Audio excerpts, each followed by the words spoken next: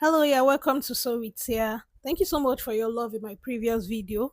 And in today's tutorial, I'm going to be teaching you how to make this vintage shirts and shorts. Now, this vintage shirt has a comb collar, and I'm without further ado, let's just go right into drafting and sewing. Now for my tutorial, I'm going to be making use of this material. So I'll be using the plain fabric for the shorts, which I'm going to be posting in a second video because this video is long, and the floral will be for the shirts. Now you need some pattern paper, and to calculate the amount of pattern paper you need, just go to your between your bust and your hip measurement, the largest one. You are going to be dividing that by 4 inches. You add 1 extra inch to it. Whatever measurement you have there, ensure that you add 6 extra inches. Now, this 6 extra inches is what we're going to be using as the facing for this shirt on the inside, because yes, we need that facing. So you can see I went ahead to indicate my 6 inches point, and I'm going to be folding this in. We don't need this for now. I'm going to be telling you when we need it. Okay, so whatever pattern paper you are using, make sure that you have extra 6 inches in addition to your largest circumference measurement plus 1 extra inch for sewing allowance. I hope you get that. So after going ahead to fold, the next thing I'm going to do is to go ahead to impute my shirt length. Remember I said this is a vintage shirt, right? So the length I'm going to be using for this tutorial should be 25 inches. But what my paper can accommodate here is like 24 inches. I'll be working with that. And on the main fabric, I'll be adding whatever shortage I have.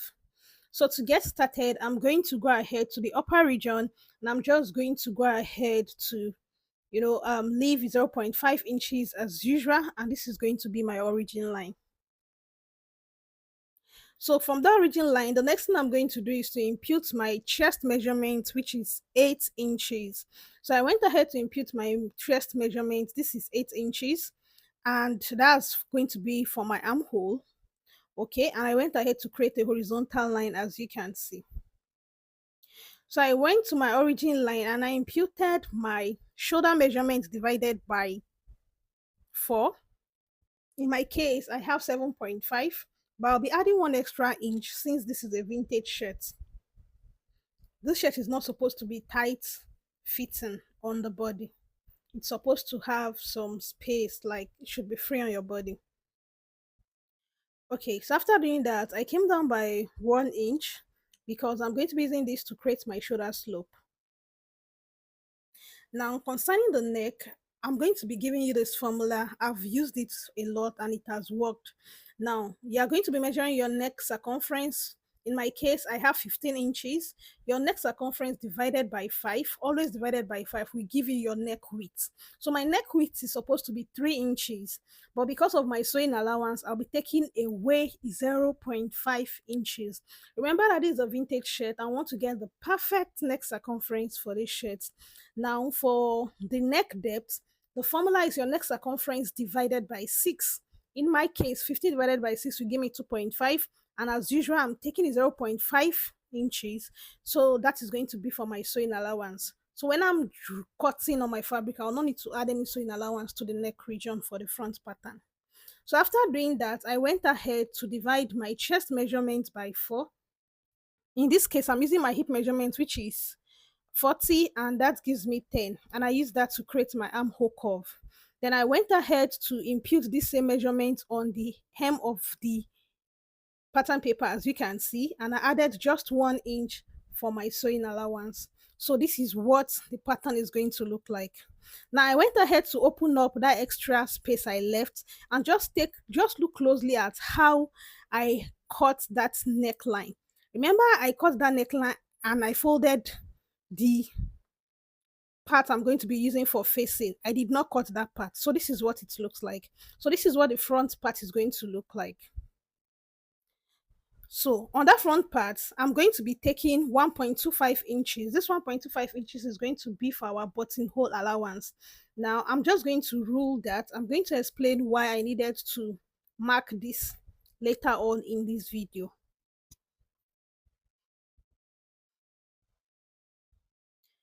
So I made a mistake writing zip allowance. Sorry, that should be my for my button, like button and buttonhole allowance.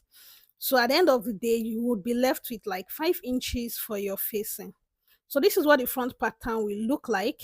And at this junction now, we are going to be moving to the back pattern. Okay, we're going to be moving to the back pattern. Now remember that this is going to be a camp, this shirt has a camp collar. So I'm just going to go ahead to indicate where I want the collar to start and to end. So in this case, I'm making use of 7 inches. So this is the way I'll be folding. That is when I'm done joining. That will be in the later part of this video. So I just went ahead to indicate this on the pattern paper, but you really don't need this now. All right. So we're going to be going to the back right away. Now for this back pattern, what you're going to do, you're still going to allow your facing to be folded inside, which is on the front, and whatever you have, it should be the same length with your back, and the upper part of your back pattern should have at least 3 to 4 inches, like 3 inches extra. So you can see my back pattern underneath, I have some like extra pattern paper there. So now you need to understand what I'm about to explain. Normally the back is always longer than the front, okay? And you need 1 inch, normally you're going to add your shoulder allowance, sewing allowance for your shoulder, half inch in front, half inch at the back, making one. Now your back pattern is also going to be like 1 or 1.5 inch longer than your front pattern. So in my case, I have that 1 inch for the sewing allowance and the 1 inch for the back pattern to be longer normally. So I'm adding 2 inches. So you can see the way I added my 2 inches. I added it following the slant form of the front pattern. Please, this is very important. Okay. Now to the front, to the back pattern, I'm going to be indicating that 2.5 I used for the neck width in front, and for the back depth, that is the neck depth, I made use of 1 inch. Please, you are supposed to make use of 1 inch, or if the person is a fat person, you could make use of 1.5 inch for the back neck depth. After that, I just connected the armhole. Okay, the armhole, I connected the armhole to the front armhole, as you can see, and that is basically it for the front, for the back pattern rather. So I just went ahead to label what I used in case of the neck depth and in case of the neck width. Okay, so why, if I'm cutting this, you would need to, once I'm cutting, you notice that I added 0.5 inches on the armhole of the back. Okay, so look at the way I'm cutting that back, you can see. So I'm going to be adding 0.5 inches. Yes, remember that the back and the front armhole are not the same.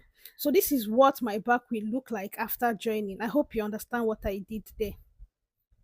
So that's going to be my center back, that should be cut on fold. And for the front, we're going to be cutting 2 pieces. So this is what I have for my center back. Because my fabric was in pieces, I needed to join my own center back, but you don't need to do that in your case. So this is what the front look like, and I went ahead to add interfacing. Please, you will need to add interfacing on that facing part, that part that we marked up to the buttonhole allowance. You can see I went ahead to add interfacing. Then I went ahead to mark that point that is going to have the buttons and the buttonhole. I marked that on the fabric, okay? So that I'm going to know where to fold when it's time for me to fold in the facing to get my buttonhole allowance. All right. So I just went ahead to notch even after marking that with my pen, so that it's going to be equal on the 2 piece. So this is what the front piece is going to look like after folding. You can see the way I folded the facing. There will be no joining of any sort in that front, so that even when we are opening it up, in case of the neck, that's the camp collar, everything will be neat. So this is what the back look like, and to this back I'll be cutting a yoke for the back so that I'll be able to turn the shoulders neatly. So for my yoke, I made use of 8 inches.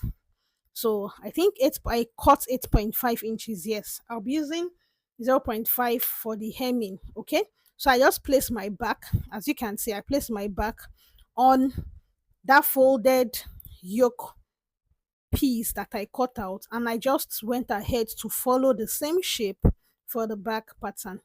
So this is what the facing look like. Okay, you can see this is what it looks like. All right, so now the next thing I'm going to do is I'm going to be turning this to, you can see that it's the wrong side that is facing the wrong side. In case of the front piece and the back piece, the wrong side is facing the wrong side, so you can see it's the right side that is up. So that is the way I'm going to be joining this.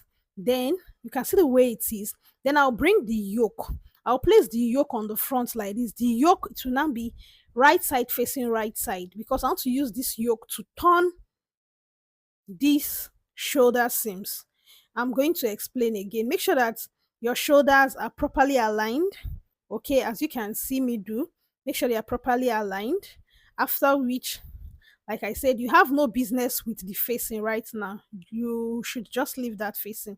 So you go in with your yoke, then you pin the three pieces together. That is your back, your front, and of course your yoke. So this is the way. Just pin it down so that everything is going to be properly aligned. Now you go to your sewing machine and you are going to join that piece. So you can see I've joined the three pieces together, and this is what my is giving me. So I just went ahead to trim that part. So you can see this is what I have. Then to the lower part, I'm going to be hemming this by 0.5. I'll top stitch on the back now. So you can go in with your hemming glue if you have that available, and or you can just go ahead to pin neatly, press, and top stitch. Okay, so I'm just going to go ahead to top stitch this, and I will show you what it looks like. So you can see what the inside is looking like. There is no any form of raw edges on the shoulder seam. Okay, so after doing that, I'm going to go ahead to fold like this. Now if you notice the way I'm folding, I make sure that the armhole is equal, okay, toward the hole. Then I notched the upper part to know where my sleeve is going to fall in, like my sleeve, the mid part of my sleeve will fall in. And I just went ahead to cut my sleeve. I have a tutorial on how you can cut this. I'll be leaving that in the description. So I went ahead to cut my sleeve, and I make sure that it's the same length with what I have on my shirt. So now that part where I notched is going to be my mid part for the shirt. That is going to be the part I'm joining my sleeve. Okay, you're not going to be using the shoulder seam. You're going to be using that part that you notch. So you can see so this is the way I'll fix my sleeve. My mid part of my sleeve has been notched, and my mid part of my shirt has been notched. I'll go ahead to sew this just like the way you see me do, and I'll sew the other side and show you what it look like when I'm done. So I went ahead to fix my sleeve, and this is what it's looking like. You can see that everything is properly aligned. Okay, so I'm just going to go ahead to pin the two edges together. I'll pin the two sides, that is the front and the back, after sewing in my sleeve. I remember I just added 1 inch sewing allowance, so from the my sleeve opening is going to be 7 inches. Okay, I don't want this to be tight. Then I went ahead to mark 1 inch round, and I'm going to be taking that in. I'll be sewing that, and I'll show you what it looks like. So you can see I'm done joining the inside. So our shirt is coming together, and now we are going to be working shortly on this neck, which is going to take our time. So you can see here I'm just going ahead to measure what I have in my neck, okay, down to that point where I have the facing. So before we go on, one of the things we are going to do now is to go to that button allowance we left. You know, I told you we left about 1.25. You can see the way I'm folding, 1.25. So I'm folding on the wrong side. That 1.25 mark, we are going to, that is going to be for our buttonhole. So look at the way I pin that. I'm going to pin that, okay? I'm going to pin that, and I'll make sure that I pin it following the shape of the neckline that I have in front. So you can see that part I stopped. That is going to be where my button allowance is going to stop. Now I went to the lower part, as you can see. I went to the other side rather, and I went ahead to mark that same buttonhole allowance. So I'm just going to go to that place, measure 1.25 and mark where it top. This is very important because we are going to be creating a notch at that point.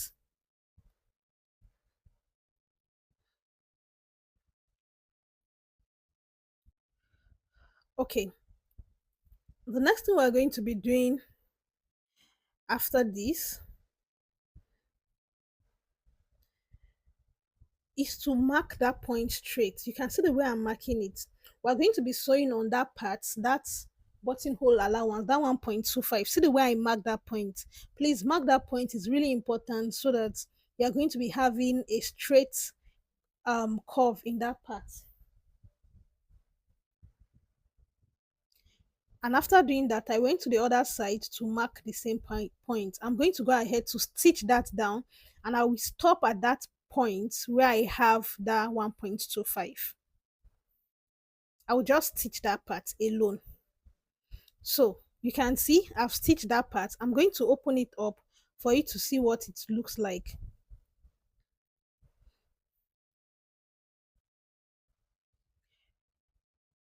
So this is what the other side look like. Okay, you can see that I've stitched that part. After stitching that part, what I did was to trim off the excess I don't need on the upper part. You can see the way I trimmed very closely.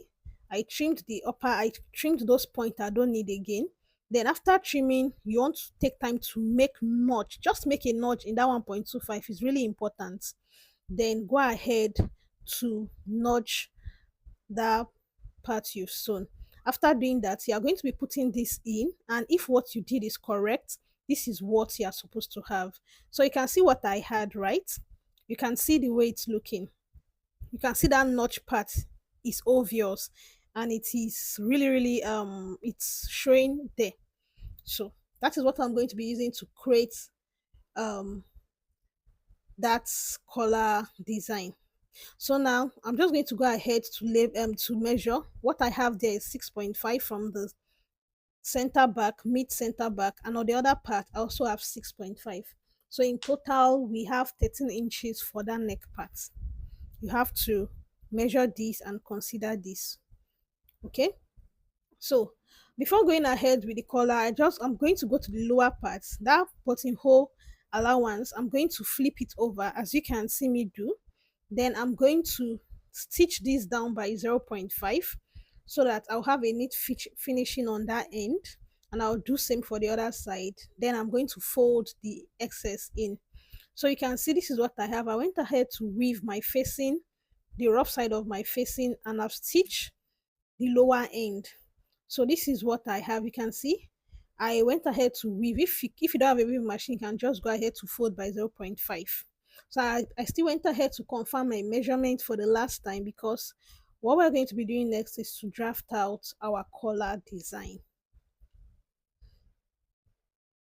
So it's still 6.5. So now the first thing you want to do is to create a straight line. Okay, and on this straight line now I'm going to be taking the width of my collar. In this case I'm making use of 3 inches, as you can see. Okay, so I'm just going to create another horizontal line to create a triangle. All right, so what I'm going to do next is to impute my measurement. You know, we had 6.5 when we calculated, when we measured the neck. So to that 6.5 I'll be adding 0 0.5, which is going to be for my sewing allowance, okay, on the side.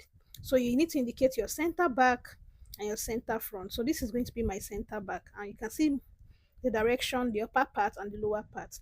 So on the center front I'm going to go up by 1 inch, that's 2 inches, and I'm going to divide that 6.5 into 2, that's 3.25, and I just use my pattern master to create a curve. So it means the center back width is greater than the center front width. All right, so this is what I'm going to have. So I'm going to just bring my neck, my collar material. So I'll be making use of these two colors, since I'm making use of two different colors for my outfit. So I added interfacing on this. I think yes, I added soft interfacing on this. So as you can see, I'll just go ahead to cut. But while I'm cutting on the upper and the lower part, I added 0.5, which is going to be for my stitching allowance of the collar. And I went ahead to replicate on the other fabric. Now, if you are not using two different fabric, please, the upper part should be cut on fold. So now what I'm going to do is, before I stitch, I'm going to measure 0.25 from the curved part. The curved part is the lower end. So that's the part I'm going to be fixing on the collar itself. After doing that, I'll just go ahead, taking my seam allowance on both sides and stitch the upper part together. So you can see this is what I have. I hope you can see this clearly. I did not stitch to the down completely. I left 0.25. So I just went ahead to trim the excess, and I'm going to turn this, give it a good press, and show you what it looks like. So you can see this color. I just went ahead to check, first of all, if what I did is accurate, just to check in with the measurement I took. So what we are going to do also, after confirming this, we are going to be folding about 0.5 inches inside. So you can see that I have that open part. That 0.25 is going to be an open part on both ends. And I'm going to be explaining how we're going to be sewing this so that your vintage shirt will be fully covered on both ends and neatly stitched. Okay, so I have ironed my collar, and this is what I mean by folding. Yes, you can see I folded this 0.5 inches inside. So this is what my collar is going to look like. And yes, I'll be putting, what I'm going to do is I'm going to fold this neckline into two, then I'll be notching that mid part. Okay, for accuracy purpose, I just went ahead to notch the mid part, as you can see. Now, after doing that, I'm going to go ahead to fold my collar into two to indicate the mid part also. So because I folded this, I just went ahead with my pen to indicate the mid part, because I can't notch this again. Okay, so fixing this collar, I'm going to be starting from the mid part. And that was why I needed to confirm the other time if this collar was accurate in terms of length. So you can see the way I opened up the part that has been stitched down. The reason why we needed to iron is so that we can have an accurate stitching. So I'll be stitching on that line, that crease line. Okay, and look at what I'm doing. Please just look closely. You're going to get it. When I got to the edge, I opened just one part. Okay, you can see the floral fabric is the one I'm holding. Okay, I opened that part, then I went ahead to pin this down. So I'm going to be sewing on that crease line. Okay, from the mid part to that other end. And after doing that, I also went ahead to pin the other side. Okay, and I'll be sewing that part. So I've gone ahead to sew that part. You can see the way it's looking already. I went ahead to sew that part. You need to take your time, especially if you're a total beginner. So this is what the back look like. You are seeing it's very neat. So what I'm going to do now is I went ahead to trim. I'm going to be trimming the inside against every excess and bulkiness. Then I'll be flipping the upper part on it. You can see the way I flipped this upper part on it. Remember, I folded this inside too. Okay, I folded it inside. So I just went ahead. Yes, the bulky part, please, you need to trim it and notch the inside so it can sit well. Please notch gently and carefully. So now you need your pins at this junction. So you can see I went to the edge. You want to take your time with this part because it can be so tricky. So I'm going to go ahead, that folded edge, I make sure that it covers that part completely. I trim out every excess I have or every thread that is unraveling at that point due to the notch. Then I flip it over that notch, ensuring that it covers the notch completely. You want to take your time to do this. So after doing that, I went ahead to pin that down. I love to pin the whole of this neckline before I start sewing. So I went ahead also to pin the other parts down to the other edge.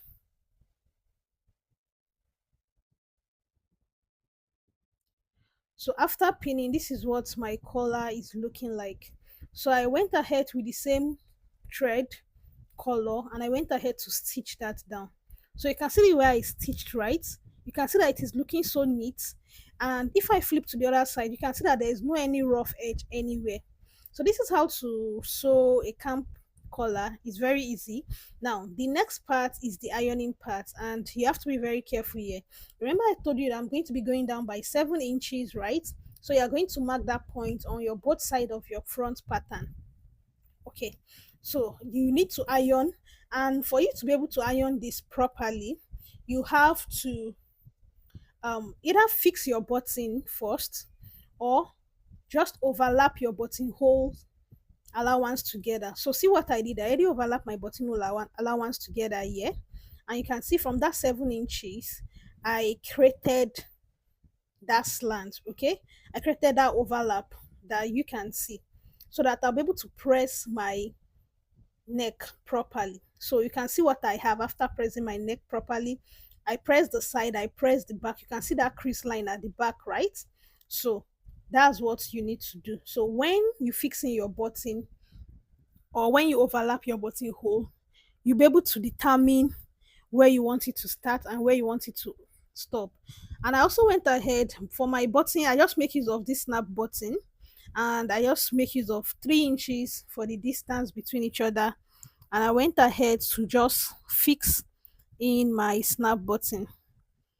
It's just so fast and easy than going through buttonhole and every other thing. So you can see the way the overlap is looking. There is no any joining or top stitching on these clothes at all, except for the collar parts that we top stitch. So you can see the way the neck is sitting so neatly and properly. So this is what we have at the end of the day. Fam, what do you think of this tutorial? And that's the short. I'm going to be leaving the link to how to cut this short with elastic in my in my description box. Thank you so much for watching. Please, if you've watched this point, don't forget to subscribe, turn on the notification bell so that when I post videos you get to see them. Thank you so much and see you in my next video.